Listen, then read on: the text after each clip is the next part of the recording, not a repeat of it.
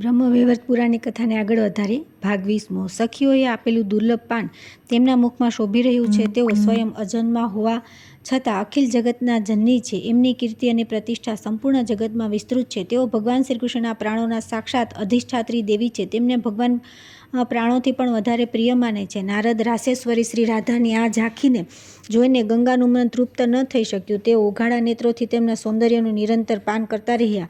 મુનિ એટલામાં રાધાએ મધુરવાણીમાં જગદીશ્વર ભગવાન શ્રી કૃષ્ણને કહ્યું। તે સમયે રાધાનો વિગ્રહ પરમ શાંત હતો। તેમનામાં નમ્રતા આવી ગઈ હતી અને તેના મુખ પર મુસ્કાન હતી। શ્રી રાધાએ કહ્યું, પ્રાણેશ, તમારા પ્રસન્ન મુખ કમળને નિહાળીને મુસ્કરાઈને નિહાળનારી આ કલ્યાણી કોણ છે? તે ત્રાસી દ્રષ્ટિથી તમને જોઈ રહ્યા છે। તેની અંદર મળવાની ઈચ્છાનો ભાવ જાગૃત છે। તમારા મનોહર રૂપ દ્વારા તે અચેત જેવી થઈ ગઈ છે। એના બધા અંગો રોમાંચિત થઈ રહ્યા છે। વસ્ત્રથી મુખ ઢાંકીને વારંવાર તમારા મુખને નિહાળવાનો જાણે એનો સ્વભાવ જ થઈ ગયો છે। તમે પણ તેની સામે દ્રષ્ટિ કરીને તેની સામે મંદ મંદ હસી રહ્યા છો। તમે વારંવાર એવું કરો છો અને મારા કોમળ સ્વભાવના કારણે પ્રેમવશ હું ક્ષમા કરી દઉં છું।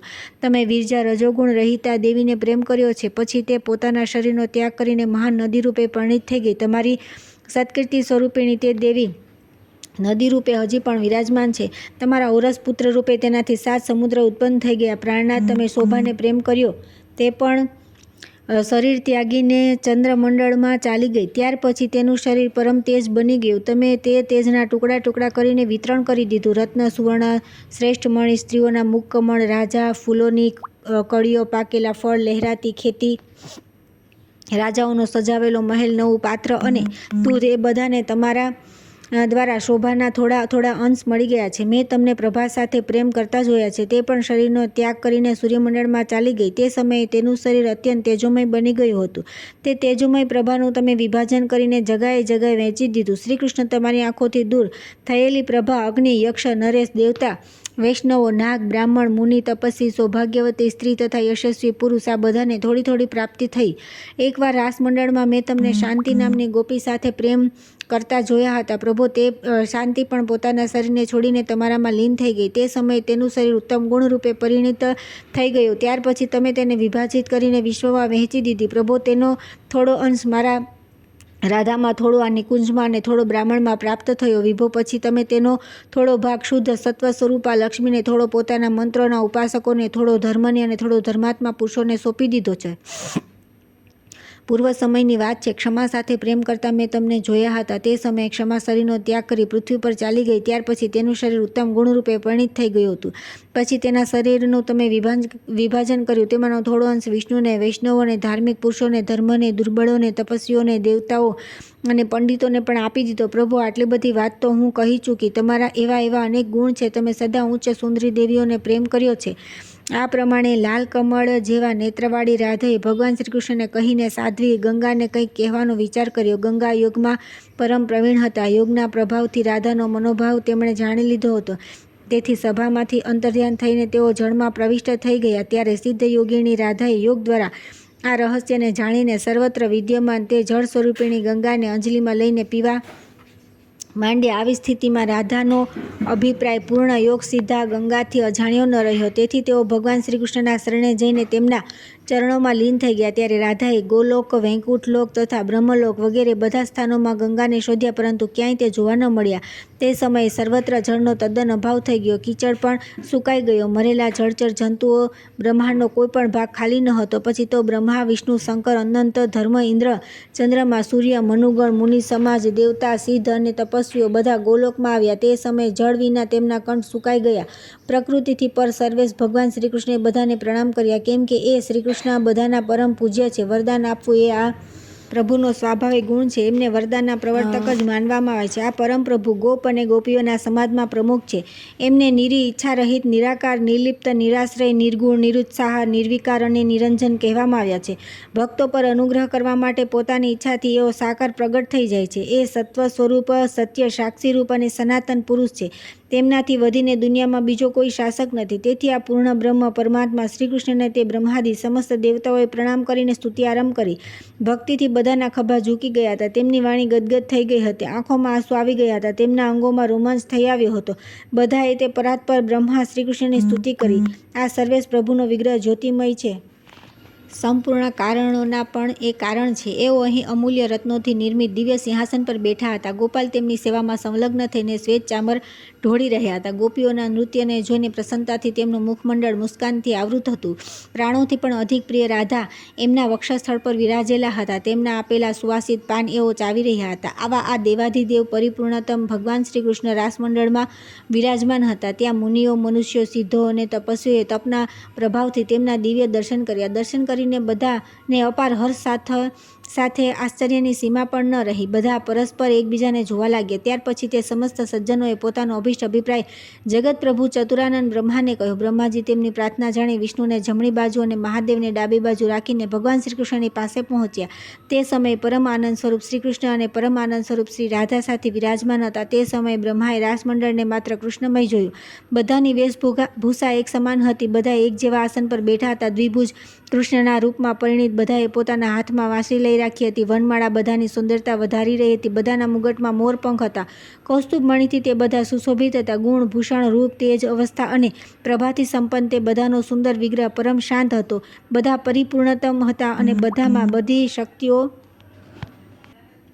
સન્નિહિત હતી. તેમને જોઈને કોઈ સેવક છે અને કોણ સેવ્ય, આ વાતનો નિર્ણય કરવામાં બ્રહ્મા સફળ ન થઈ શક્યા. ક્ષણવારમાં જ ભગવાન શ્રી કૃષ્ણ તેજ સ્વરૂપ થઈ જતા અને આસન પર બેઠેલા પણ દેખાતા હતા. એક જ ક્ષણમાં તેમના બે રૂપ નિરાકાર અને સાકાર બ્રહ્માએ જોયા. પછી એક જ ક્ષણમાં બ્રહ્માજીએ જોયું કે ભગવાન શ્રી કૃષ્ણ એકલા છે. ત્યારબાદ તુરત જ તેમને રાધા અને શ્રીકૃષ્ણ દરેક આસન પર બેઠેલા દેખાયા. પછી શું જુએ છે? ભગવાન શ્રીકૃષ્ણે રાધાનું રૂપ ધારણ કરી લીધું અને રાધાએ કૃષ્ણનું. કોણ સ્ત્રીના વેશમાં છે અને કોણ પુરુષના વેશમાં, વિધાતા રહસ્યને સમજી ન શક્યા. ત્યારે બ્રહ્માજીએ પોતાના હૃદયમાં વિરાજમાન ભગવાન શ્રી કૃષ્ણનું ધ્યાન ધર્યું. ધ્યાન ચક્ષુ વડે ભગવાન દેખાયા. તેથી અનેક પ્રકારે પરિહાર કરતા રહીને ભક્તિપૂર્વક તેમની સ્તુતિ કરી. ત્યાર પછી ભગવાનની આજ્ઞાથી તેમણે પોતાની આંખો બંધ કરી દીધી. પછી જોયું તો રાધાને વક્ષસ્થળ પર બેસાડીને ભગવાન શ્રી કૃષ્ણ આસન પર એકલા જ વિરાજમાન છે. એમને પાર્ષદોએ ઘેરી લીધા છે. ટોળે ટોળા ગોપીઓ તેમની શોભા વધારી રહે છે. પછી તે બ્રહ્મા વગેરે પ્રધાન દેવતાઓ પરમ પ્રભુ ભગવાનના દર્શન કરી પ્રણામ કર્યા અને સ્તુતિ પણ કરી. ત્યારે જેઓ સર્વના આત્મા, બધું જ જાણવામાં કુશળ, સર્વના શાસક અને સર્વભાવન છે તે લક્ષ્મીપતિ પરબ્રહ્મ ભગવાન શ્રીકૃષ્ણે ઉપસ્થિત દેવતાઓનો અભિપ્રાય જાણી તેમને કહ્યું. ભગવાન શ્રીકૃષ્ણ બોલ્યા કે બ્રહ્મણ, તમારું કુશળ થાઓ, અહીં આવો. હું સમજી ગયો કે તમે બધા ગંગાને લઈ જવા માટે અહીં આવ્યા છો, પરંતુ અત્યારે એ ગંગા શરણાર્થી બનીને મારા ચરણોમાં છુપાઈ છે, કારણ કે તે મારી પાસે બેઠી હતી. રાધાજી તેને જોઈને તેમનું પાન કરવા તૈયાર થઈ ગયા. ત્યારે તે ચરણોમાં આવીને રોકાઈ ગયા. હું ગંગા તમને હર્ષપૂર્વક આપી દઈશ, પરંતુ એ હાલ પહેલાં તમે તેમને નિર્ભય બનાવવાનો પ્રયત્ન કરો. નારદ ભગવાન શ્રીકૃષ્ણની આ વાત સાંભળીને કમલોદ્ભવ બ્રહ્માનું મુખ મુસ્કાનથી ભરાઈ ગયું. પછી તો તે બધા દેવતા જે બધાની આરાધ્યા તથા ભગવાન શ્રીકૃષ્ણ દ્વારા પણ સુપૂજિતા છે તે ભગવતી રાધાની સ્તુતિ કરવા જોડાઈ ગયા. ભક્તિપૂર્વક અત્યંત વિનયતાથી બ્રહ્માજીએ પોતાના ચારે મુખેથી રાધાજીની સ્તુતિ કરી. ચારે વેદોના પ્રણેતા ચતુરાનંદ બ્રહ્માએ ભગવતી રાધાની આ પ્રમાણે સ્તુતિ કરી. બ્રહ્માજી બોલ્યા કે દેવી, આ ગંગા તમારા ભગવાન શ્રીકૃષ્ણના શ્રીઅંગથી ઉત્પન્ન થયા છે. તમે બંને રાસમંડળમાં પધાર્યા હતા. શંકરના સંગીતે તેમને મુગ્ધ કરી દીધા હતા. તે સમયે તે દ્રવ રૂપે પ્રગટ થઈ ગઈ. તેથી તમારા બંનેના અંગથી ઉત્પન્ન થવાના કારણે આ તમારી પ્રિય પુત્રની જેમ જ શોભાયુક્ત ગંગા તમારા મંત્રોનો અભ્યાસ કરીને ઉપાસના કરે એના દ્વારા તમારી આરાધના થવી જોઈએ. ફળ સ્વરૂપ વૈકુંઠાધિપતિ ચતુર્ભુજ ભગવાન શ્રીહરિ આના પતિ થઈ જશે. સાથે સાથે પોતાની એક કળાથી આ ભૂમંડળ પર પણ પધારશે અને ત્યાં ભગવાનના અંશ ક્ષાર સમુદ્રને આના પતિ બનવાનો સુઅવસર પ્રાપ્ત થશે. માતા આ ગંગા જેમ ગોલોકમાં છે તે જ પ્રમાણે એણે સર્વત્ર રહેવું જોઈએ. તમે તેમના માતા છો અને આ સદાના માટે તમારી પુત્રી છે. નારદ બ્રહ્માની આ પ્રાર્થના સાંભળીને ભગવતી રાધા હસી પડ્યા. તેમણે બ્રહ્માજીની બધી વાતનો સ્વીકાર કરી લીધો. ત્યારે ગંગા શ્રીકૃષ્ણના ચરણના અંગૂઠાના નખગ્રમાંથી નીકળીને ત્યાં વિરાજમાન થઈ ગયા. બધા લોકોએ તેમનું સન્માન કર્યું. પછી જળ સ્વરૂપા ગંગાથી તેની અધિષ્ઠાત્રી દેવી જળમાંથી નીકળીને પરમ શાંત વિગ્રહથી શોભવા લાગ્યા.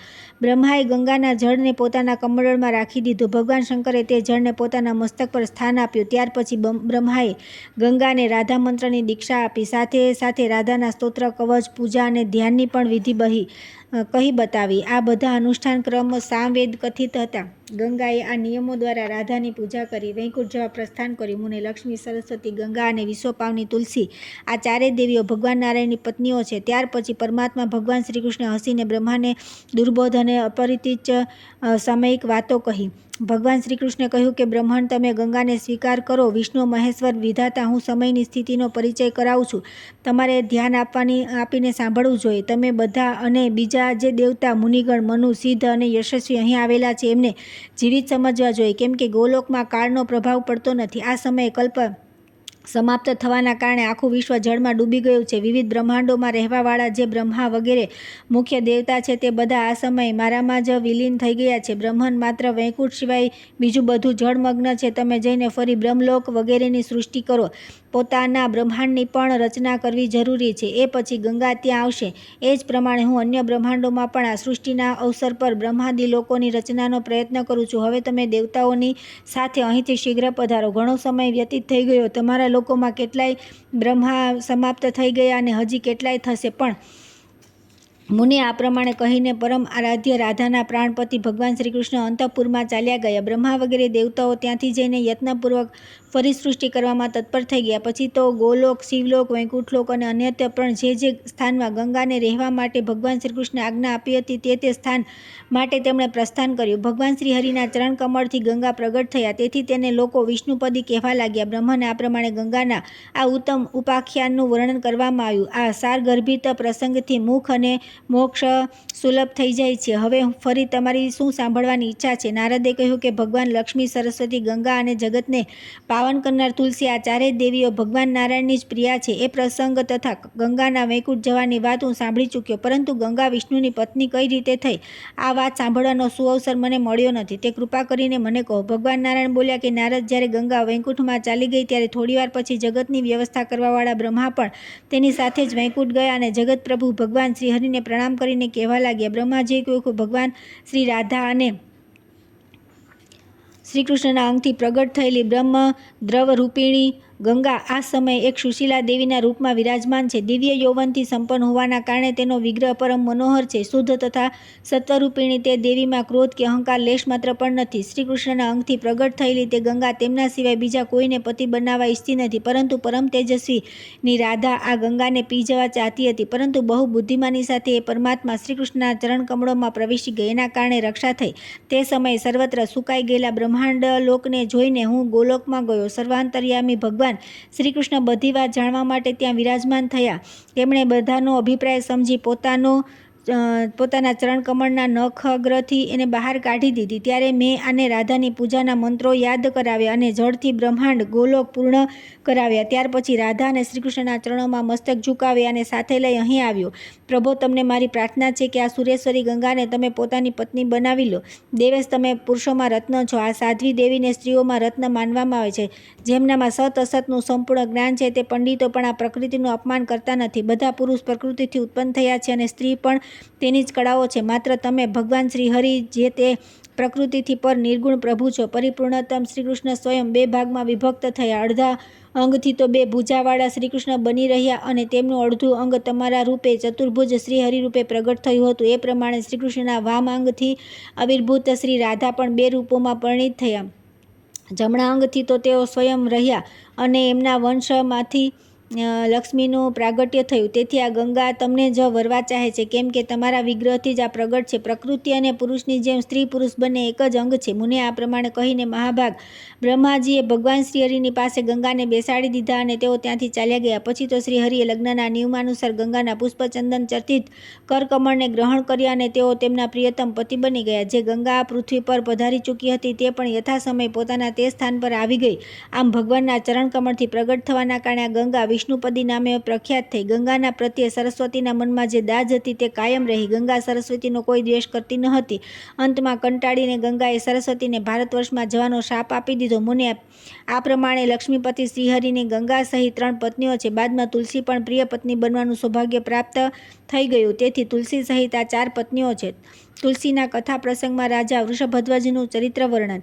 નારદજીએ પૂછ્યું કે પ્રભો, સાધ્વી તુલસી ભગવાન શ્રીહરિની પત્ની કઈ રીતે બની? તેનો જન્મ ક્યાં થયો અને એ પૂર્વજન્મમાં કોણ હતી? આ સાધ્વી દેવીએ કોના કુળને પવિત્ર કર્યું હતું અને તેના માતા પિતા કોણ હતા? કઈ તપસ્યાના પ્રભાવથી પ્રકૃતિના અધિષ્ઠાતા ભગવાન શ્રીહરિ તેમને પતિરૂપે પ્રાપ્ત થયા? કેમ કે એ પરમ પ્રભુ તો બિલકુલ નિષ્પૃહ છે. બીજો પ્રશ્ન એ છે કે આવી સુયોગ્ય દેવીને વૃક્ષ કેમ થવું પડ્યું અને તે દેવી કઈ રીતે અસુરની ઝાડમાં ફસાઈ ગઈ? હે પ્રભુ, તમે મારા આ સંશયને દૂર કરવાની કૃપા કરો. ભગવાન નારાયણ કહે છે કે નારદ, દક્ષ સાવર્ણી નામે એક પ્રસિદ્ધ એક પુણ્યાત્મા મનુ થઈ ગયા. ભગવાન વિષ્ણુના અંશથી પ્રગટ આ મનુ પરમ પવિત્ર, યશસ્વી, વિશદ કીર્તિથી સંપન્ન તથા શ્રીહરિ પ્રત્યે દ્રઢ શ્રદ્ધા રાખનાર હતા. તેમના પુત્રનું નામ બ્રહ્મ સાવર્ણી હતું. તે પણ સ્વચ્છ અંતઃકરણના હતા. તેઓ ધાર્મિક હતા અને ભગવાન શ્રીહરિ પર તેમની અતૂટ શ્રદ્ધા હતી. બ્રહ્મ સાવર્ણીના પુત્ર ધર્મ સાવર્ણી નામે પ્રસિદ્ધ થયા, જેઓ જીતેન્દ્રિય હતા અને તેમનું મન સદા શ્રીહરિની ઉપાસનામાં વ્યસ્ત રહેતું હતું. ધર્મ સાવર્ણીથી ઇન્દ્રિય નિગ્રહી અને પરમ ભક્ત રુદ્ર સાવર્ણી પુત્ર રૂપે પ્રગટ થયા. તે રુદ્ર સાવર્ણીના પુત્રનું નામ દેવ સાવર્ણી હતું. એ પણ પરમ વૈષ્ણવ હતા. દેવ સાવર્ણીના પુત્રનું નામ ઇન્દ્ર સાવર્ણી હતું. પછી ભગવાન વિષ્ણુના અનન્ય ઉપાસક ઇન્દ્ર સાવર્ણીથી વૃષભધ્વજનો જન્મ થયો. વૃષધ્વજ ભગવાન શંકરમાં અસીમ શ્રદ્ધા હતી. સ્વયં ભગવાન શંકર એને ઘેરે ઘણો સમય રોકાયા. તેના પ્રત્યે ભગવાન શંકરનો પ્રેમ પુત્રથી પણ અધિક હતો. રાજા વૃષધ્વજની ભગવાન નારાયણ, લક્ષ્મી અને સરસ્વતી આમનામાં કોઈના પ્રત્યે શ્રદ્ધા ન હતી. તેમણે સંપૂર્ણ દેવતાઓનું પૂજન છોડી દીધું હતું. અભિમાનમાં ચૂર થઈને તે ભાદ્રપદ માસમાં મહાલક્ષ્મીની પૂજામાં વિઘ્ન નાખ્યા કરતો હતો. માઘની શુક્લ પંચમીના દિવસે બધા દેવી દેવતા સરસ્વતીની પૂજા કરતા હતા, પરંતુ તે રાજા તેમાં ભાગ લેતો ન હતો. યજ્ઞ અને વિષ્ણુ પૂજાની નિંદા કરવાનો તેનો સ્વભાવ બની ગયો હતો. તે માત્ર ભગવાન શિવમાં શ્રદ્ધા રાખતો હતો. આવા સ્વભાવવાળા રાજા વૃષભધ્વજને જોઈને સૂર્ય ભગવાન તેને શાપ આપી દીધો. રાજન, તારી સ્ત્રી નષ્ટ થઈ જશે. ભક્ત પર સંકટ જોઈ આશુતોષ ભોલેનાથ ભગવાન શંકર હાથમાં ત્રિશૂળ લઈ સૂર્ય પર તૂટી પડ્યા. ત્યારે સૂર્ય પોતાના પિતા કશ્યપજીની સાથે બ્રહ્માજીના શરણમાં ગયા. શંકર ત્રિશૂળ લઈ બ્રહ્મલોકમાં ચાલ્યા ગયા. બ્રહ્માને પણ શંકરજીનો ભય હતો, તેથી તેમણે સૂર્યને આગળ કરી વૈકુંઠની યાત્રા કરી. તે સમયે બ્રહ્મા, કશ્યપ અને સૂર્ય ત્રણેય ભયભીત હતા. તે ત્રણેય મહાનુભાવોએ ભગવાન શ્રીહરિનું શરણ લીધું.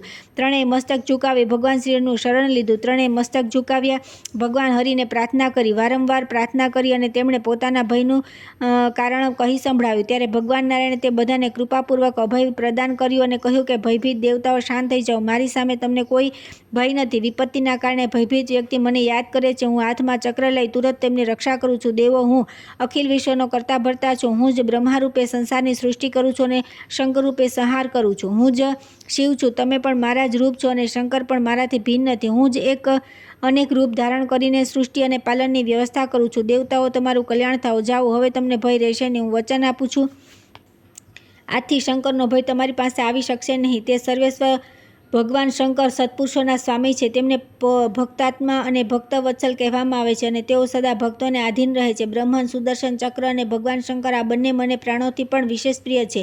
બ્રહ્માંડમાં તેમનાથી વધારે બીજો કોઈ તેજસ્વી નથી. આ શંકર ઈચ્છે તો લીલાપૂર્વક કરોડો સૂર્ય ઉત્પન્ન કરી શકે છે. કરોડો બ્રહ્માઓને ઉત્પન્ન કરવાનું તેમનામાં સામર્થ્ય છે. આ ત્રિશૂલધારી શંકરના માટે કોઈ પણ કાર્ય અસાધ્ય નથી. તેમ છતાં તેઓ બીજું કંઈ પણ બહારનું જ્ઞાન ન રાખીને તેઓ રાત દિવસ મારા જ ધ્યાનમાં વ્યસ્ત રહે છે. પોતાના 5 મુખથી મારા મંત્રના જપ કરવા અને ભક્તિપૂર્વક મારા ગુણ ગાતા રહેવું એમનું વ્યસન બની ગયું છે.